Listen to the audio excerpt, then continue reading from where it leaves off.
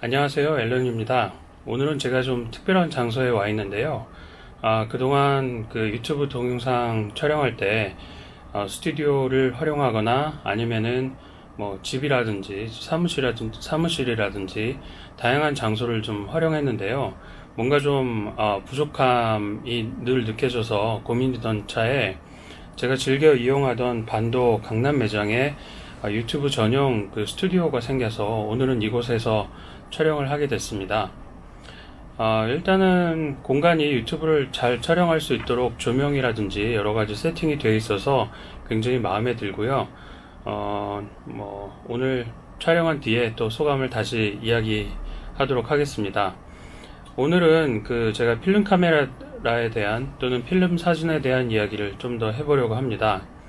사실 최근에 그 필름 사진에 대해서 제 블로그를 통해서 방문하시는 고객들이 굉장히 많습니다. 그만큼 다양한 분들이 필름 사진에 관심을 가지고 계신다는 뜻인데요. 흔히 그 필름 사진을 시작할 때 너무 어렵지 않냐라는 편견을 갖고 계십니다.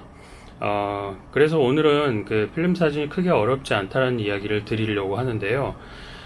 필름 사진을 찍기 위해서는 특별한 어떤 노하우가 필요한 것이 아니라 그냥 그 카메라가 지시해주는 대로 찍으시면 됩니다. 물론 이제 좀 더 욕심이 나서 여러가지 수동으로 조작을 해서 내가 원하는 그 느낌을 만들어내는 것도 재밌겠지만 처음부터 너무 어렵게 접근을 하시면 금방 질리고 그리고 멀리하게 되기 때문에 처음 필름 사진을 시작하신다라고 하면 자동 카메라를 권장을 드리고 싶습니다. 제가 사용하는 자동 카메라는 사실은 제 아들한테 선물을 준 자동 카메라인데요. 리코 GR1이라는 그런 모델입니다. 사실 외관을 보시면 거의 리코 GR2랑 거의 비슷하게 생겼습니다. 이 카메라를 이용해서 사진을 찍으면 그냥 이제 포인트하고 슛, 그래서 PNS라고 부르는 그런 카메라입니다. 포인트 앤 슛 카메라인 거죠. 전을 켜고 파인더를 보고 그냥 셔터를 누르면 됩니다. 좀 더 욕심이 난다라고 하면 이 카메라에 보면 노출 보정 기능이 있습니다. -2에서 이제 +2까지 보정을 할 수 있게 되어 있는데요. 이런 경우에는 역광에 필름이 이제 카메라가 적정 노출을 찾는데 아무래도 역광이라고 하면 적정 노출을 찾았다고 하더라도 어둡게 찍히기 마련입니다. 그럴 때 이쪽으로 이제 그 노출을 보정해줘서 좀 더 밝게 보이도록 한다든지 또는 이제 뒷면에 보면은 플래시 설정에 대해서 오토매틱 모드도 있고 또는 강제 발광 또는 발광하지 않도록 하는 그런 모드가 있는데요. 이런 모드를 활용하셔서 좀 더 복잡하게 찍을 수도 있습니다. 또는 좀 더 욕심이 난다면 P 모드라고 되어 있는 자동 모드에서 탈출해서 이 조리개를 이렇게 다이얼 버튼을 바꿈으로써 조리개를 이제 변경해서 찍으실 수도 있습니다. 조리개는 최대 2.8까지 밝게 찍을 수 있기 때문에 웬만한 환경에서는 그냥 쉽게 필름을 찍으실 수가 있습니다. 사실 필름 사진을 처음 입문하면 어떤 필름을 사야 되는지 굉장히 고민을 많이 하십니다. 그래서 오늘 같이 좀 드리고 싶은 얘기는 제가 추천드리고 싶은 몇 가지 필름들을 좀 추천을 드리도록 하겠습니다. 필름 사진 같은 경우에는 이제 대부분 입문하실 때는 저렴한 필름을 많이 생각하시는데요. 소위 이제 보급형 필름이라고 부르죠. 그래서 이 후지 필름에서 나온 이제 C200이라는 필름을 많이 활용하십니다. 물론 이 필름도 상당히 좋은 필름입니다. 그렇지만 필름 사진을 찍는다는 것 자체가 현상을 맡겨야 되고 기다리는 과정이 필요하고 여러가지 좀 인고와 노력이 필요한 그런 과정이기 때문에 조금 좋은 필름을 이용해서 좀 더 예쁜 사진을 남기실 수 있다라고 하면 좋을 것 같습니다. 그래서 이제 추천드리고 싶은 거는 이제 코닥 필름의 포트라라고 하는 필름입니다. 포트라는 기본적으로 인물색이 굉장히 화사하게 나오는 필름인데요. 그래서 이제 인물 필름이라고 또 이제 부르기도 합니다. 포트라는 크게 이렇게 160 감도랑 이제 400 감도, 그 다음에 800 감도 이런 이제 필름들을 많이 활용하는데요. 제가 주력으로 많이 사용하는 건 이 400 감도 필름입니다. 주광에서도 사실은 160 감도의 필름을 이용해서 사진을 찍으면 더 좋겠지만 필름 사진 자체가 필름의 어떤 고운 그레인을 보고 굉장히 그런 어떤 필름 느낌을, 어떤 필름 감성을 얻기 때문에 저 같은 경우에는 이 400 감도의 필름으로 좀 더 그레인을 잘 보고, 그 다음에 이제 필름의 감성을 좀 더 느끼고 싶어서 이제 주광에서도 400 감도를 찍는 편입니다. 물론 이제 필름 카메라가 보통 1000분의 1초라는 셔터 스피드의 제약이 있기 때문에 앞에 ND 필터라고 부르는 광량을 제한시켜주는 필터를 꼽지 않으면 굉장히 밝은 데서는 16 조리개까지 조인다고 하더라도 노출이 오버되는 경우도 생길 수가 있습니다. 그런 경우에는 감도가 좀 더 낮은 필름이 유리하겠죠. 그래서 이제 160 감도를 때때로 이용하기도 합니다. 그런데 여기서 좀 더 나아가서 나는 좀 더 특별한 색감을 한번 만들어 보고 싶다 라고 하면 어떻게 하면 될까요? 저 같은 경우는 액타백이라고 부르는 그런 코닥 필름을 활용합니다. 액타백은 약간 붉은 느낌이 강하게 나기는 하는데요. 그래서 인물 사진을 찍을 때는 피부톤이 좀 더 붉은색으로 보이기 때문에 인물 사진에 즐겨 사용하지는 않습니다. 다만 이제 어떤 풍경이라든지 여러 가지 어떤 그 인물 사진 외의 사진을 찍을 때는 강한 발색 때문에 조금 알록달록한 느낌이 나는데요. 저처럼 알록달록한 색을 찾아서 찍는 포토그래퍼라고 하면 액타백이 굉장히 좋은 그 필름이 될 것 같습니다.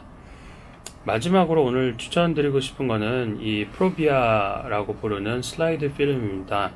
보통 필름은 네거티브 필름이라고 부르는데요. 네거티브라고 하는 건 이제 상이 우리가 보는 것과 우리가 흔히 사진을 통해서 보는 것과 반대로 맺히는 거죠. 상이 반대 모양으로 맺힌다는 뜻이 아니라 색이 여러 가지 컬러가 이제 반전돼서 표현이 된다는 뜻입니다. 그런데 반면 이제 슬라이드 필름은 컬러 포지티브 필름이라고 부르기도 하는데요. 다른 말로 이제 슬라이드 필름이라고 부르고요. 그 이유는 상이 네거티브가 아니 컬러가 네거티브가 아니라 파지티브하게, 그러니까 우리가 보는 대로 맺힌다는 뜻입니다.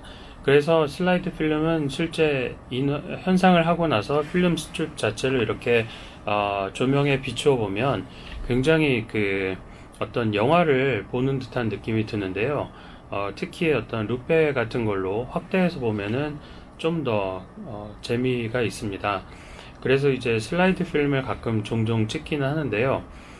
그런 어떤 그 필름 스트립 자체를 슬라이드 쇼로 보는 재미 이외에도 슬라이드 필름은 굉장히 정교하고 그리고 상이 선명하게 맺히기로 유명합니다. 그래서 만약에 어떤 뭐 풍경이라든지 아니면 소품이라든지 그런 걸 디지털에 가깝게 찍고 싶다라고 하면 슬라이드 필름을 이용해서 찍으면 굉장히 선명한 그런 상을 얻을 수가 있습니다. 그런데 슬라이드 필름은 한 가지 주의사항이 있습니다. 보통 그 컬러 네거티브 같은 경우에는 일반 이런 뭐 코닥 액타 백이라든지 아니면 포트라 필름 같은 경우에는 어느 정도 노출에 실패해도 그 필름이 갖고 있는 관용도 때문에 그 자연스럽게 보이게 됩니다. 그런데 슬라이드 필름은 노출이 굉장히 정확하지 않으면 뒤에 이제 후보정이나 여러 가지 수단으로 살릴 수가 없습니다. 살리려고 하면 격자무늬로 이제 깨지거나 여러 가지 그 필름 상 자체가 이제 깨지는 현상이 발생하기 때문에 후보정으로 살릴 수가 없다라는 걸 강조드리고 싶습니다. 그래서 만약에 슬라이드 필름을 활용하고 싶다라고 한다면 빛이 좋을 때 가능하면 역광을 피해서 찍어 보시거나 어느 정도 노출에 자신이 생기면 그때 가서 노출을 보정해서 찍으시면 슬라이드 필름을 즐길 수 있을 것 같습니다. 마지막으로 이 필름에 입문을 해서 이런 그 리코 GR1 같은 그 자동 필름으로 어느 정도 자신감이 생겼다라고 하면 라이카에서 나온, 또는 뭐 라이카가 아니더라도 이런 기계식 카메라를 권장을 드리고 싶습니다.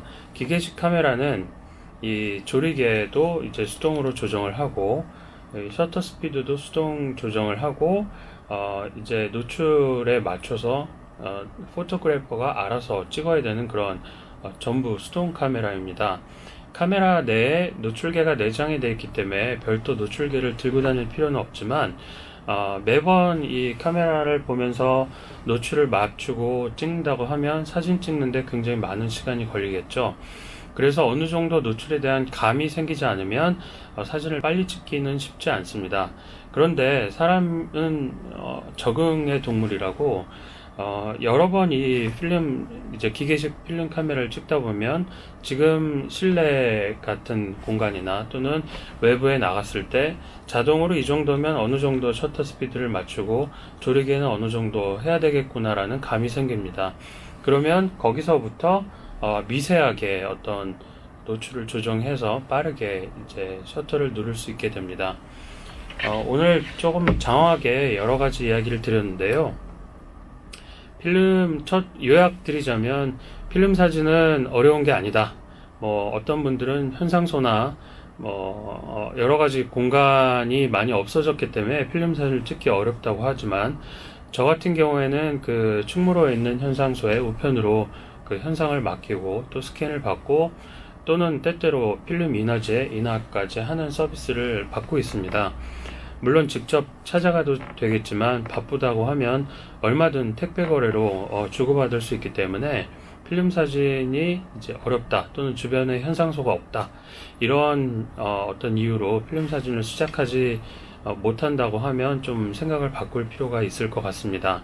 그리고 두 번째는 필름 사진이 어렵다라고 느끼신다라고 하면 이런 얼마든지 자동 필름 카메라로 포인트 앤 슛 형태로 가르치고 사진을 찍고 하는 형태로 사진을 즐길 수가 있습니다.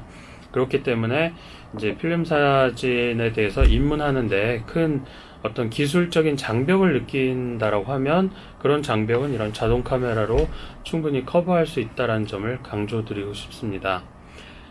다음 이야기는 어떤 필름 사진을 찍을 때 뭐 어떤 주의할 점이나, 또는 필름 사진을 좀 더 잘 찍고 싶을 때 어떤 팁들이 있는지에 대해서 한번 이야기를 해보도록 하겠습니다. 장시간 시청해 주셔서 감사합니다.